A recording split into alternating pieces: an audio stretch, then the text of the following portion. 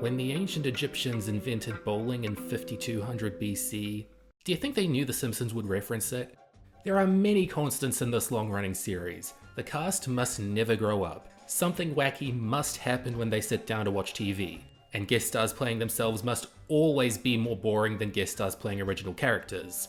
The main family also have their own hobbies and favorite foods, like anyone would.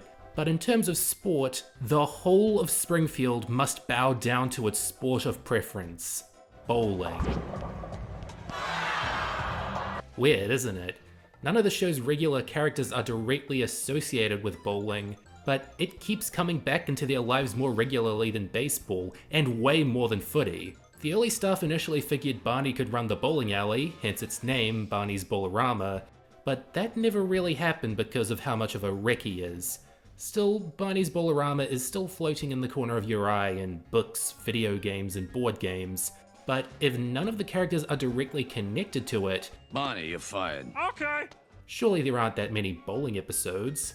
Well, they're more common than you'd think. Bowling is a minor recurring pastime for Homer, and his enjoyment of the game has snuck into several episodes over the years, like when he got a job at the Bowlerama in Aunt Maggie Makes 3, and used them to smuggle beer to Moe's in Homer vs. the 18th Amendment. He's even kind of impressed with Frank Grimes when he says he lives so close to a few bowling alleys. I live in a single room above a bowling alley and below another bowling alley. Wow. It's clear the writers enjoy the sport in many ways, recreationally, competitively, illegally, and I wanted to chronicle the show's history with the sport through its entire run, from the first season to the latest.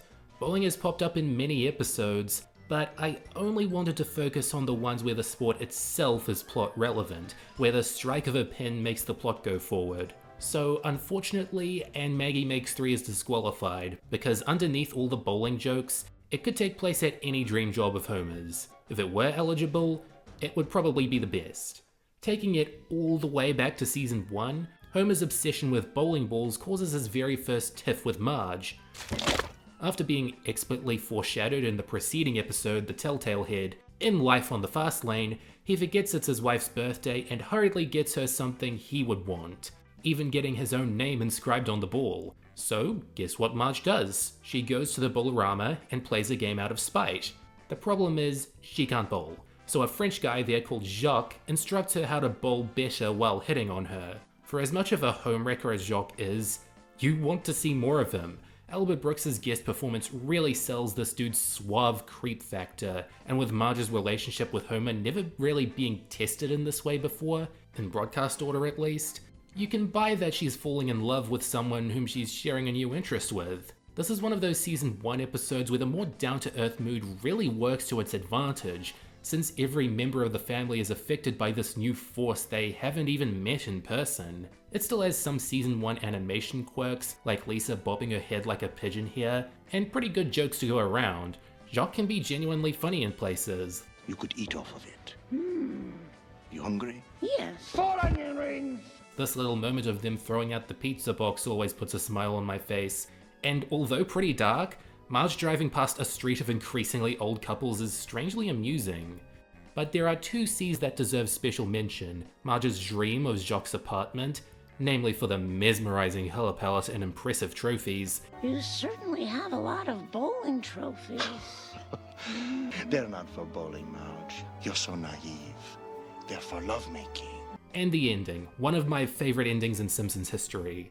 It's a direct parody of An Officer and a Gentleman, but if you're under the age of 40, what are the chances you saw this first, or have even seen that movie? It's still packing the best ending line in the show that 740 episodes haven't been able to top. Hey, what'll I tell the boss? Tell him I'm going to the back seat of my car with a woman I love, and I won't be back for 10 minutes. So this is off to a strong start, but you have to wonder if an episode from season 7, deeper into the classic era, can rival it. Team Homer starts with Moe's shutting down for the night due to lack of business, and Homer and Moe spending the night trying to bowl, but since the Bowlerama is overbooked, they quickly assemble a bowling team with Apu and Otto, with the only complication being that Homer gets the registration fee money from Mr. Burns while he's high on ether. Despite this, their team, the Pin Pals, gets off to a strong start. Everyone can bowl well, they're making new enemies with every other team, and quickly rising up the leaderboards. The only thing in their way is Mr. Burns realizing he paid Homer $500 while high, and he interrupts the team's winning streak by asking to join. Homer can't say no because he's his boss, and Moe and Apu are eventually swayed his way by the Pen Pals t-shirts he makes. But he's a really bad bowler, just barely being able to help them win the championship, and a bad sport too, hogging the trophy all to himself. And that's where the episode ends, with Burns keeping the trophy. It's a pretty fun story, turning a number of sports movie tropes on their head, and all the bowling teams they show reinforce how varied and memorable the show's cast is. Mamma mia! Hitman! Yeehaw! Army mateys. Oh, they begged me to join their team. Begged me. They'll get to you soon. This is probably the Simpsons episode of the first 20 seasons to feature the most bowling. A championship is integral to the story after all, but the joke pool is varied enough to always give you something to remember. There's Moe's comments on fancy dirt, Homer's sucky phone conversation, Skinner's Vietnam story. Oh, did I mention the B story where Bart wears a Mad Magazine t-shirt to school, which causes a ruckus and prompts Skinner to roll out mind-numbing school uniforms? It's filler, a B story for the sake of a B story, but it's got its moments. I'm freaking out! It feels more like a Recess episode than a Simpsons one, but I like Recess, so no complaints here.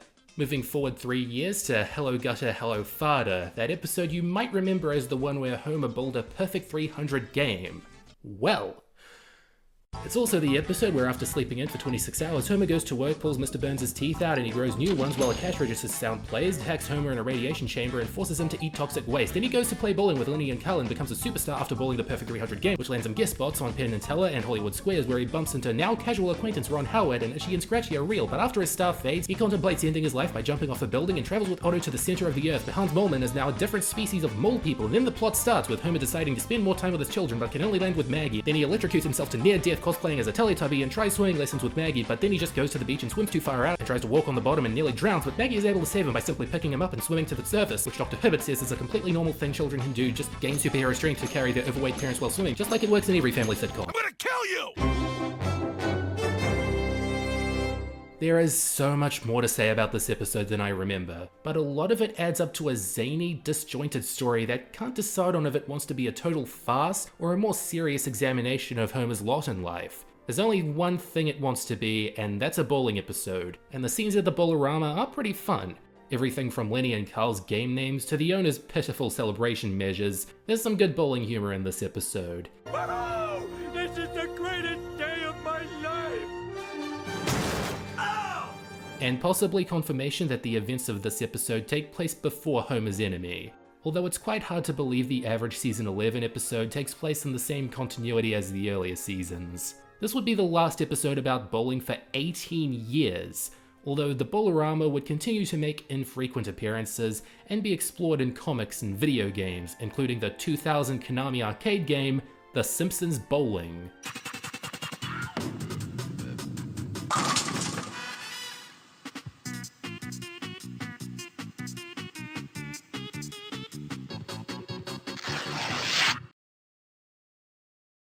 Game of the Year. It wouldn't be until season 29 when we'd see a return to bowling plotlines with Singin' in the Lane. One night, Mr. Burns offers Homer 4 tickets to a ball game, and he takes Lenny, Carl, and Barney, leaving Moe alone. Feeling guilty the following night, they look to their past and decide to reform the Pen Pals. But it's like when a band's been around for 30 years and the bass player is the only original member remaining. Moe has beer tap inflicted carpal tunnel, and Otto and Apu aren't invited back. The latter possibly because of the cultural reassessment the character was going through at the time.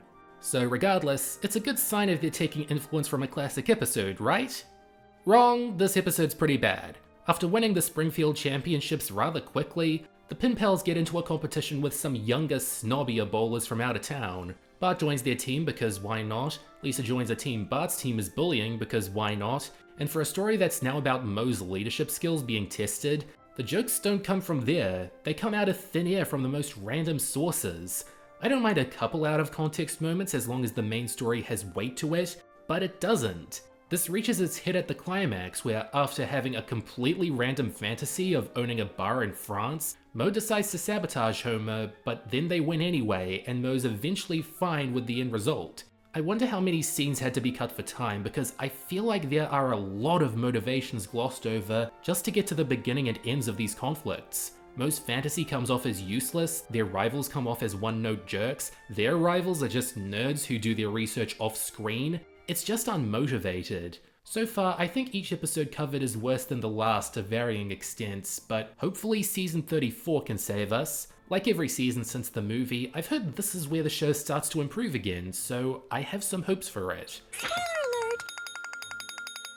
Homer's still watching the news on TV like he's from 1989 or something when Kent announces the Bolorama is shutting down because this hipster wants to turn it into a coffee shop. Homer tries drumming up business for the place, way more successfully than prior attempts, and discovers that Marge is an excellent bowler. The hipster, therefore, leaves the fate of the alley in Marge's hands, getting her to compete in a bowling match with one of the former top players. I wonder who that'll be. But just to be sure of her success, Homer gets her to take part in some bowling lessons from Jacques, who he's never heard of before. I hate to say, another Simpsons clip show is no longer canon.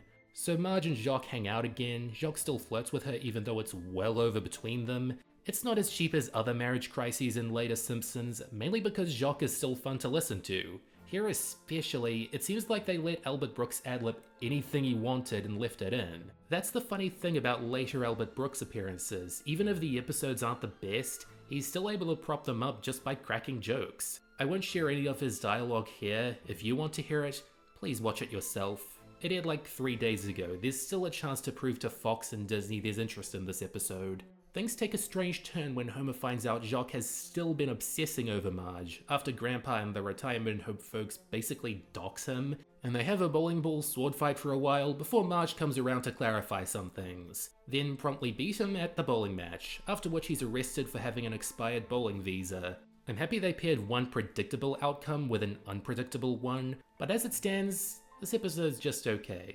Probably the best since Team Homer, but still, I can tell there are more clever and engaging Simpsons episodes even these days. The worst things about this episode is that Simpsons fingernails are my new primal fear, and the possibility that the Bolorama could be going for good if the credits scene is hinting at anything. I'm gonna make it 1 lane only with a 3-month waiting list. Hipsters rule! So is this the end of an era?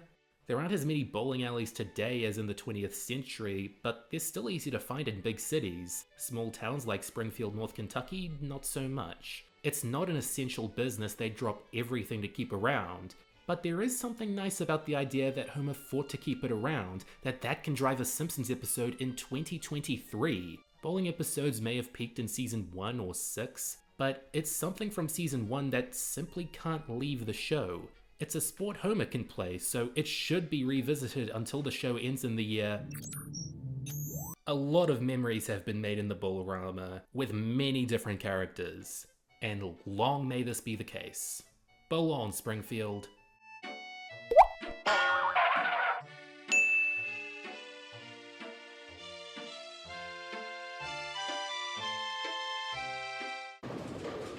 There's a kind of hush all over the world tonight.